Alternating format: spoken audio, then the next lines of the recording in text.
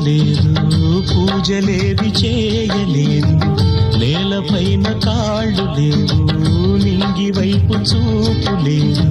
కన్నె పిల్ల కళ్ళలోకి ఎన్నడైనా చూశావు, కానరాని గుండెలోకి కన్నమేసి వచ్చావు, అది తోచావు.